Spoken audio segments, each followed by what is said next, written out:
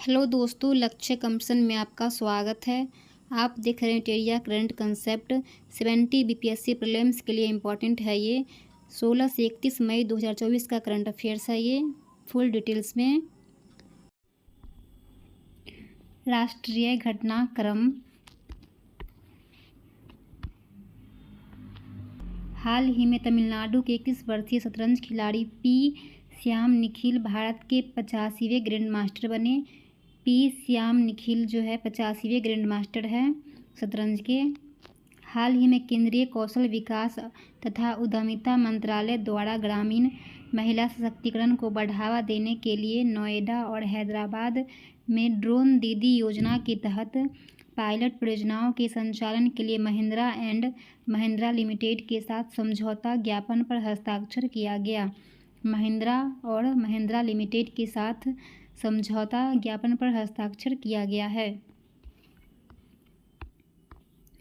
13 मई 2024 को भारत और ईरान द्वारा एक ऐतिहासिक समझौते पर हस्ताक्षर किया गया, जिसके तहत भारत अगले 10 वर्षों के लिए ईरान के रणनीतिक रूप से बेहद महत्वपूर्ण चाबहार बंदरगाह के शाहिद बेहेश्ती टर्मिनल का संचालन करेगा।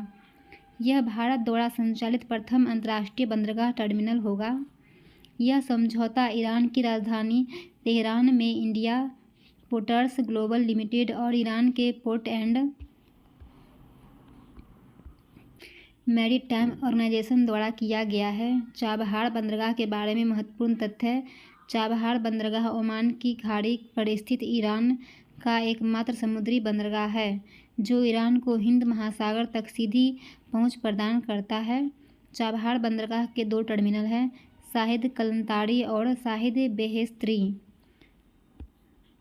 बेहेश्ती।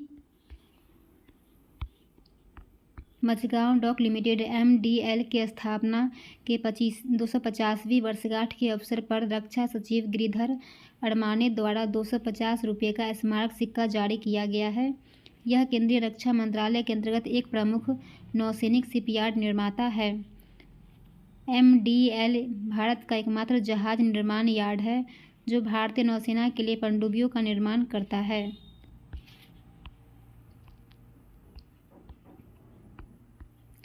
15 मई 2024 को देश की सबसे बड़ी कौशल प्रतियोगिता इंडिया स्किल्स 2024 का उद्घाटन यशोभूमि द्वारका नई दिल्ली में किया गया। 15 से 19 मई 2024 तक चलने वाले इस 4 दिवसीय कौशल प्रतियोगिता में 61 श्रेणियों में युवाओं का कौशल परीक्षण किया जाएगा। उड़ीसा में सबसे अधिक विजेता 17 स्वर्ण, 13 रजत और 9 कांस्य और 9 उत्कृष्टता पदक हैं। बिहार 3 स्वर्ण और 1 रजत, 3 कांस्य और 6 उत्कृष्टता पदक। हाल ही में आयोजित होने वाले समुद्री साझेदारी अभ्यास पासेक्स में हिस्सा लेने नौसेना के युद्धपोत INS दिल्ली, INS शक्ति मलेशिया के कोटा किनाबालू पहुंच गए हैं। INS दिल्ली पहला स्वदेशी रूप से डिजाइन तथा निर्मित प्रोजेक्ट 15 वर्ग का निर्देशित मिसाइल विध्वंसक है और INS शक्ति बड़े बेड़े का सहायक जहाज है। आर्थिक think tank global trade research initiative द्वारा हाल ही में जारी आंकड़ों के अनुसार वित्त वर्ष 2023 से 24 में चीन संयुक्त राज्य अमेरिका को पीछे छोड़कर भारत का सबसे बड़ा व्यापारी भागीदार बन उभरा है। वर्ष 2023 से 24 में भारत और चीन के मध्य द्विपक्षीय व्यापार $118.4 बिलियन का रहा है, जबकि अमेरिका के साथ द्विपक्षीय व्यापार $118.3 बिलियन का रहा है। हाल ही में 13 से 14 मई 2024 को नई दिल्ली में भारत जिम्बाब्वे संयुक्त व्यापार समिति के तीसरे सत्र का आयोजन किया गया। गुजरात के प्रसिद्ध अंबाजी व्हाइट मार्बल को केंद्र सरकार द्वारा GI टैग प्रदान किया गया है। गुजरात के अंबाजी व्हाइट मार्बल को GI टैग मिला है। वरिष्ठ अधिवक्ता श्री कपिल सिब्बल को हाल ही में सुप्रीम कोर्ट बार एसोसिएशन के अध्यक्ष के रूप में चुना गया है। हाल ही में श्री दिलीप संघानी को भारतीय किसान उर्वरक सहकारी का 17वां अध्यक्ष निर्वाचित किया गया है। हाल ही में संयुक्त राष्ट्र महासभा में फिलिस्तीन को संयुक्त राष्ट्र का सदस्य बनाने के प्रस्ताव पर भारत का इसके समर्थन में मतदान किया गया है। 193 सदस्यों वाली संयुक्त राष्ट्र सभा में कुल 143 देशों ने जहां समर्थन में मतदान किया, वहीं अमेरिका और इजराइल समेत 9 देशों ने प्रस्ताव के विरोध में मतदान किया गया। भारत अरब देशों के अतिरिक्त फिलिस्तीन मुक्ति संगठन को मान्यता देने वाला विश्व का पहला देश था। हाल ही में विश्व बैंक द्वारा जारी विश्व आर्थिक स्थिति और संभावनाएं 2024 रिपोर्ट में भारतीय अर्थव्यवस्था के विकास दर के पूर्वानुमान को संशोधित कर 6.9% कर दिया गया है। ब्लूमबर्ग बिलियनियर्स इंडेक्स द्वारा जारी विश्व के शीर्ष 15 अमीर व्यक्तियों की सूची में 2 भारतीय मुकेश अंबानी और गौतम अडानी को भी शामिल किया गया है। $110 अरब की संपत्ति के साथ मुकेश अंबानी इस सूची में 12वें स्थान पर है। $100 अरब की संपत्ति के साथ गौतम अडानी इस सूची में 14वें स्थान पर है। इस इंडेक्स के अनुसार LVMH कंपनी के संस्थापक और मुख्य कार्यकारी अधिकारी बर्नार्ड अर्नाल्ट $222 अरब की संपत्ति के साथ दुनिया के सबसे अमीर व्यक्ति हैं। भारत के प्रसिद्ध भाला फेंक खिलाड़ी नीरज चोपड़ा दोहा डायमंड लीग सिल्वर पदक हासिल कर दूसरे स्थान पर रहे हैं। हाल ही में अरुणाचल प्रदेश में स्थित सेला सुरंग को International Book of Honour England द्वारा आधिकारिक तौर पर देश की सबसे ऊंची सुरंग के रूप में मान्यता दी गई है। सेला सुरंग दुनिया की सबसे लंबी 2 लेन सुरंग है, जिसका निर्माण सीमा सड़क संगठन द्वारा 13,000 फीट से अधिक ऊंचाई पर किया गया है।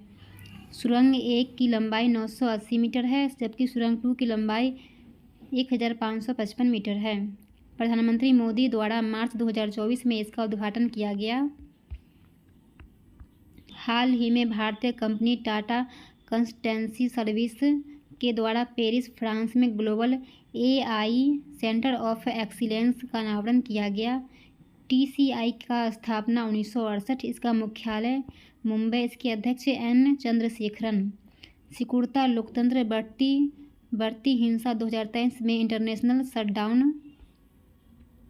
सिकुड़ता लोकतंत्र बढ़ती हिंसा 2023 में इंटरनेट शटडाउन नामक रिपोर्ट में भारत लगातार छठवें वर्ष शीर्ष स्थान पर है। वर्ष 2023 में भारत के कुल 116 बार इंटरनेट शटडाउन किया गया है। यह रिपोर्ट एक्सेस नाउ और कीप इट ऑन गठबंधन द्वारा जारी किया जाता है। केदारनाथ धाम यात्रा 2024 के सुचारू संचालन के लिए उत्तराखंड पुलिस द्वारा ऑपरेशन मर्यादा लॉन्च किया गया है। इस अभियान के तहत तीर्थयात्रियों तथा पर्यटकों से नशीले पदार्थों का सेवन न कर इस क्षेत्र में मर्यादा बनाने का अनुरोध किया जाता है। HDFC बैंक ने हाल ही में वीज़ा के साथ साझेदारी भारत का पहला premier virtual credit card Pixel Play launch किया है। भारत के स्वदेशी पनडुब्बी रोधी पोत INS किल्टान ने ऑपरेशन डिप्लॉयमेंट के भाग के रूप में वियतनाम के कैम रान खाड़ी का दौरा किया है। जनरेटिव आर्टिफिशियल इंटेलिजेंस जेन AI platform Hanuman AI Bharat में लॉन्च किया गया है। इसे अबू धाबी स्थित AI निवेश कंपनी AI होल्डिंग लिमिटेड और SML इंडिया ने लॉन्च किया है। हाल ही में भारतीय आध्यात्मिक गुरु श्री श्री रविशंकर को श्रीलंका में भारतीय मूल के तमिलों के 200 वर्ष पूरे होने की स्मृति जारी किया गया पहला डाक टिकट प्रदान किया गया। असम द्वारा हाल ही में विभिन्न आपदाओं के दौरान हुए नुकसान की ऑनलाइन रिपोर्टिंग के लिए यूनिसेफ की मदद से आपदा रिपोर्टिंग और सूचना संबंध प्रणाली लॉन्च किया गया है। फसाई द्वारा हाल ही में फलों को पकाने के लिए कैल्शियम कार्बाइड के इस्तेमाल के खिलाफ चेतावनी दी है। कैल्शियम कार्बाइड स्टीलिन गैस छोड़ता है, जिसमें आर्सेनिक और फास्फोरस के हानिकारक अंश पाए जाते हैं। Chief of defence staff Anil Chauhan द्वारा हाल ही में नई दिल्ली में आयोजित 5 दिवसीय 20 से 24 मई साइबर सुरक्षा अभ्यास में भाग लिया गया है। हाल ही में भारत के कोच्चि में राष्ट्रीय ध्रुवीय और महासागर अनुसंधान केंद्र और पृथ्वी विज्ञान मंत्रालय द्वारा 46वीं अंटार्कटिक संधि सलाहकार बैठक ATCM 46 का आयोजन किया गया है। ATCM अंटार्कटिक संधि 1959 के हस्ताक्षरकर्ताओं की एक वार्षिक बैठक है। 2007 के बाद यह भारत द्वारा पहली मेजबानी थी। हाल ही में HDFC बैंक को अंतर्राष्ट्रीय वित्त निगम द्वारा महिला माइक्रो फाइनेंस के लिए $500 मिलियन का ऋण प्रदान किया गया है। $500 मिलियन का ऋण प्रदान किया गया है। हाल ही में कोच्चि केरल में भारत, ऑस्ट्रेलिया तथा इंडोनेशिया द्वारा त्रिपक्षीय समुद्री सुरक्षा कार्यशाला 15 से 17 मई 2024 का समापन हुआ है। कार्यशाला का विषय हिंद महासागर क्षेत्र क्षेत्रीय समुद्री सुरक्षा को बढ़ाने का सहयोगात्मक प्रयास। भारत के सिक्किम राज्य द्वारा हाल ही में AI संचालित यातायात प्रबंधन प्रणाली शुरू करने की घोषणा की गई है। फ्रांस के शहर में आयोजित 77वें कांस फिल्म फेस्टिवल में भारतीय ने इतिहास रच दिया। चिदानंद नायक की film sunflower were the first to से नो ने सर्वश्रेष्ठ लघु फिल्म के लिए लॉ सिनेफ पुरस्कार जीता है।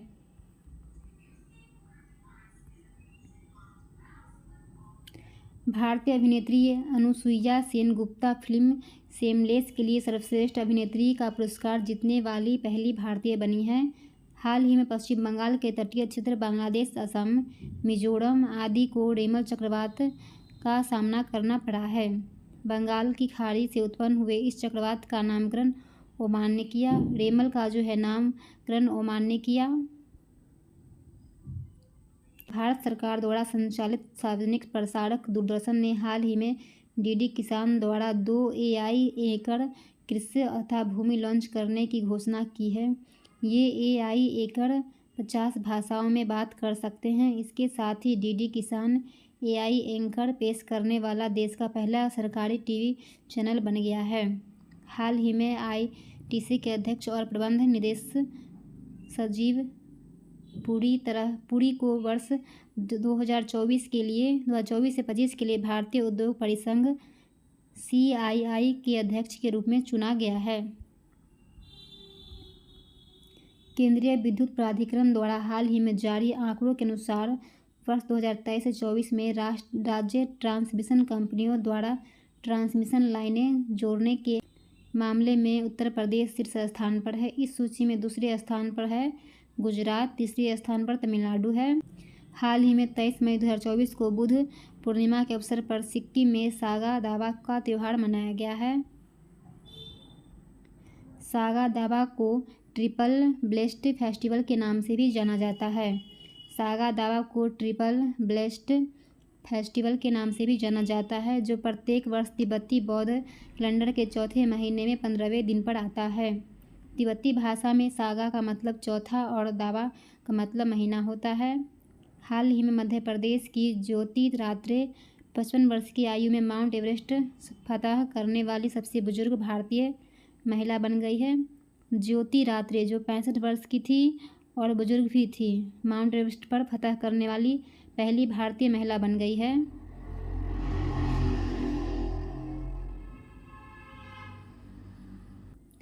आंध्र प्रदेश की तिरुपति में हाल ही में सप्ताह भर चलने वाला वार्षिक गंगम्मा जात्रा लोक उत्सव मनाया गया। यह उत्सव भगवान वेंकटेश्वर की छोटी बहन मानी जाने वाली देवी गंगम्मा को समर्पित है।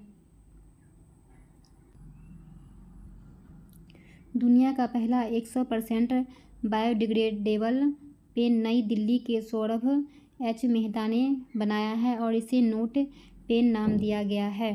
हाल ही में राजस्थान के जैसलमेर में राष्ट्रीय मरुस्थल उद्यान में आयोजित वार्षिक वाटर होल सर्वेक्षण में 64 ग्रेट इंडियन बस्टर्ड देखे गए हैं। वर्ष 2022 में इसकी संख्या 42 थी।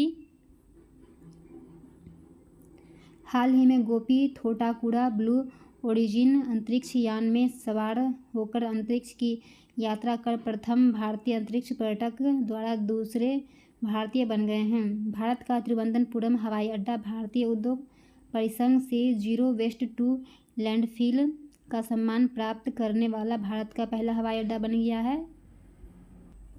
हाल ही में चर्चा में रहा प्रोजेक्ट उद्भव भारतीय सेना तथा यूएसआई के मध्य एक सहयोगात्मक पहल है, जिसका उद्देश्य महाभारत तथा अन्य प्राचीन ग्रंथों से प्राचीन भारतीय सैन्य रणनीतियों को आधुनिक युद्ध रणनीति में समन्वित करना है। भारतीय वन्यजीव संस्थान की हालिया रिपोर्ट के अनुसार गंगा नदी बेसिन में 4000 से अधिक डॉल्फिन पाई जाती है। गंगा नदी और उसकी सहायक नदियों में पाई जाने वाली डॉल्फिन में सर्वाधिक 2000 से अधिक उत्तर प्रदेश में पाई जाती है। गंगा नदी डॉल्फिन का वैज्ञानिक नाम प्लैटनिस्टा गैंगेटिका नाम है डॉल्फिन का। इसे वर्ष 2010 में राष्ट्रीय जलीय जीव का दर्जा दिया गया है। 2010 में डॉल्फिन को राष्ट्रीय जलीय जीव का दर्जा दिया गया है। हाल ही में बेंगलुरु का अंतरिक्ष प्रौद्योगिकी स्टार्टअप गैलेक्सी आई राष्ट्रीय एरोस्पेस प्रयोगशाला के उपग्रह पर SAR सिंथेटिक ऑप्चर रडार तकनीक का सफलतापूर्वक परीक्षण करने वाली दुनिया की पहली निजी कंपनी बन गई है। हाल ही में वायुसेना प्रमुख विवेक राम चौधरी द्वारा command hospital air force Bengaluru में भारतीय वायुसेना की पहली आपातकालीन चिकित्सा प्रतिक्रिया प्रणाली का उद्घाटन किया गया है।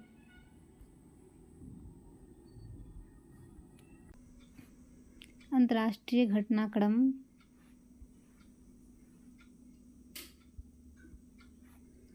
मई 2024 में जापान द्वारा दुनिया के पहले 6G डिवाइस को प्रोटोटाइप पेश किया है। यह 5G की तुलना में 20 गुना तेज़ी से काम करता है। यह 100 गीगाबिट्स प्रति सेकंड Gbps की गति से 300 फीट से अधिक दूरी तक डेटा संचारित कर सकता है।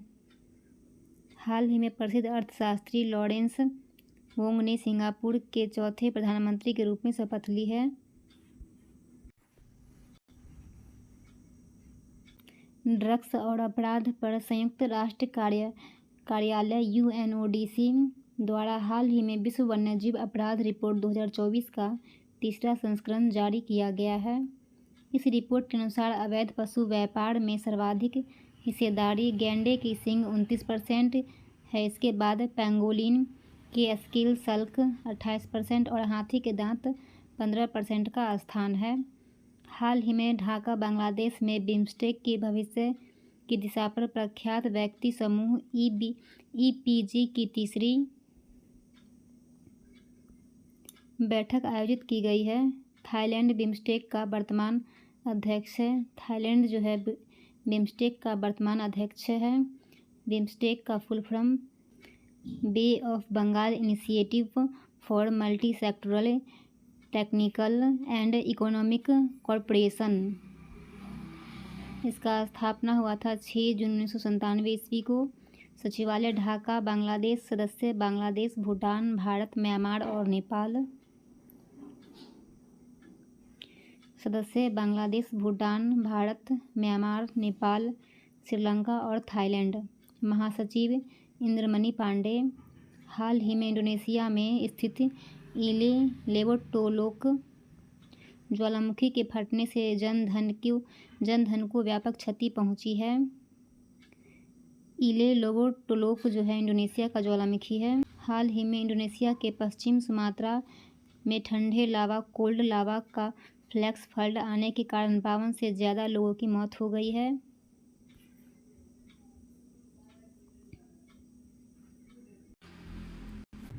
कोल्ड लावा फ्लैश फ्लड इंडोनेशिया में लाहार के नाम से जाना जाता है। हाल ही में नासा द्वारा चंद्रमा पर पहला चंद्र lunar railway system flexible levitation on a track बनाने की घोषणा की गई है। नेपाल के पर्वतारोही कामे रीता शेरपा ने हाल ही में 30वीं बार दुनिया की सबसे ऊंची चोटी माउंट एवरेस्ट पर चढ़कर स्वयं का रिकॉर्ड तोड़ दिया है। 54 वर्षीय कामे रीता शेरपा को एवरेस्ट मैन के रूप से जाना जाता है। गौरतलब है कि 29वीं बार 12 मई 2024 फतह किए थे। इससे पूर्व 2023 में एक ही वर्ष में 2 बार 27वीं तथा 28वीं बार एवरेस्ट फतह किया था। हाल ही में डॉक्टर सौम्या स्वामीनाथन को कनाडा के प्रतिष्ठित मैकगिल विश्वविद्यालय में मानद डायरेक्टर की उपाधि से सम्मानित किया जाने की घोषणा की गई है। हाल ही में कुवैत के नए अमीर शेख मिसाल अल अहमद अल सबा ने देश की संसद को भंग कर दिया है। इसके साथ ही उन्होंने 4 वर्षों के लिए देश के सरकारी विभागों को कंट्रोल में ले लिया है तथा कई कानूनों को भंग कर दिया है। 16 मई 2024 को उलानबटोर मंगोलिया में भारत और मंगोलिया के रक्षा मंत्रियों के 12वें संयुक्त कार्य समूह की बैठक का आयोजन किया गया। हाल ही में इंग्लैंड के तेज गेंदबाज जेम्स एंडरसन द्वारा अंतर्राष्ट्रीय क्रिकेट से संन्यास लेने की घोषणा की गई है। 13 से 15 मई 2024 को रॉटरडम नीदरलैंड में विश्व हाइड्रोजन शिखर सम्मेलन 2024 का आयोजन किया गया है। इस आयोजन में पहली बार भारत के नवीन और नवीकरणीय ऊर्जा मंत्रालय द्वारा स्वयं का पवेलियन स्थापित किया गया है। हाल ही में पाकिस्तान द्वारा 400 किलोमीटर की रेंज के साथ ही स्वदेशी रूप से निर्मित मल्टी लॉन्च रॉकेट सिस्टम फतह सेकंड का अनावरण किया गया है। 19 मई 2024 को ईरान सरकार के द्वारा एक हेलीकॉप्टर दुर्घटना में राष्ट्रपति इब्राहिम राइसी, विदेश मंत्री हुसैन अमीर अब्दुल्लाहियन तथा 7 अन्य लोगों की मौत की पुष्टि की गई है। उक्त दुर्घटना ईरान के पूर्वी अजरबैजान प्रांत में उजी गांव के पास बरजघन के पहाड़ी क्षेत्र में घटित हुआ है। भारत सरकार द्वारा इब्राहिम राइसी की मृत्यु पर 21 मई को एक दिन की शोक की घोषणा की गई। हाल ही में डेमोक्रेटिक प्रोग्रेसिव पार्टी से संबंध रखने वाले विलियम लाई चिंग ते ने ताइवान के नए राष्ट्रपति के रूप में शपथ ली है। विश्व आर्थिक मंच WF द्वारा हाल ही में यात्रा और पर्यटन विकास सूचकांक 2024 जारी किया गया है। इस रिपोर्ट में 119 देशों को शामिल किया गया है। 2024 यात्रा और पर्यटन विकास सूचकांक के अनुसार विश्व के शीर्ष 5 स्थान संयुक्त राज्य America 5.24, Spain 5.18, Japan 5.09, France 5.07, Australia 5. इस सूचकांक में माली 2.78 स्कोर के साथ 119वें स्थान पर है। भारत 4.25 स्कोर के साथ 119 देशों की सूची में 39वें स्थान पर है। भारत दक्षिण एशिया में सर्वोच्च रैंक वाला देश है। श्रीलंका, पाकिस्तान और नेपाल क्रमशः 76,101 और 105वें स्थान पर है। 22 मई 2024 को नॉर्वे, स्पेन और आयरलैंड की सरकारों ने फिलिस्तीन राज्य को मान्यता देने की घोषणा की है। एक स्वतंत्र फिलिस्तीन देश के लिए इन 3 देशों की आधिकारिक मान्यता 28 मई 2024 से प्रभावी होगी।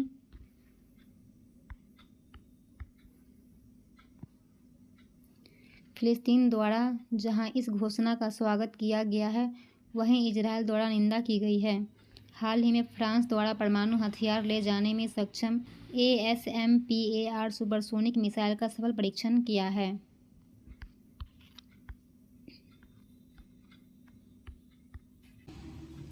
विस्फोट के कारण चर्चा में रहा माउंट ईबू ज्वालामुखी इंडोनेशिया में स्थित है। माउंट ईबू जो है ज्वालामुखी, वो इंडोनेशिया में स्थित है। हाल ही में ऑस्ट्रेलिया द्वारा अपने पहले मानव H5N1 एवियन फ्लू संक्रमण को रिपोर्ट किया गया है। 18 से 25 मई 2024 में इंडोनेशिया के बाली में 10वां विश्व जलमंच का आयोजन किया गया है। विश्व जलमंच जल से जुड़ी सबसे बड़ी सभाओं में से एक है, जहां जल समुदाय और प्रमुख निर्णयकर्ता मिलकर वैश्विक जल चुनौतियों पर दीर्घकालीन प्रगति के लिए सहयोग करते हैं। वर्ष 2024 की थीम साझा समृद्धि के लिए जल। इस वर्ष इस मंच का आयोजन इंडोनेशिया तथा विश्व जल परिषद द्वारा संयुक्त रूप से की गई है। हाल ही में नासा द्वारा पृथ्वी के ध्रुवीय क्षेत्र के अध्ययन करने के लिए सुदूर अवरक्त प्रयोग ध्रुवीय मिशन का लॉन्च किया गया है। PREFIRE polar radiate energy in the far infrared experiment. हाल ही में मनामा बहरीन में 33वां अरब शिखर सम्मेलन आयोजित किया गया। 1945 में कोहिरा में स्थापित अरब राज्यों की लीग का उद्देश्य 22वां सदस्य अरब देशों के मध्य संबंधों को मजबूत करना, नीतियों को समन्वय करना और सहयोग की बढ़ावा देना। अंतर्राष्ट्रीय श्रम संगठन ILO द्वारा हाल ही में financing gap for universal social protection शीर्षक से एक रिपोर्ट जारी किया गया है। इस रिपोर्ट में 133 निम्न तथा मध्यम आय वाले देशों के लिए एक घरेलू उत्पाद का 3.3% वार्षिक अंतर का अनुमान लगाया गया है।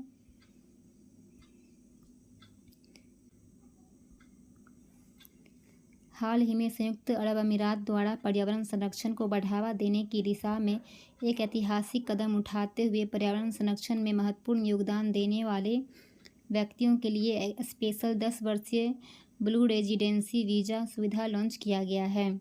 10 वर्षीय ब्लू रेजिडेंट्स वीज़ा सुविधा लॉन्च किया गया है। मई 2024 में OpenAI द्वारा अपने सबसे तेज़ तथा शक्तिशाली AI मॉडल GPT-4a को लॉन्च किया गया है। GPT-4o में O का मतलब ओमनी से है।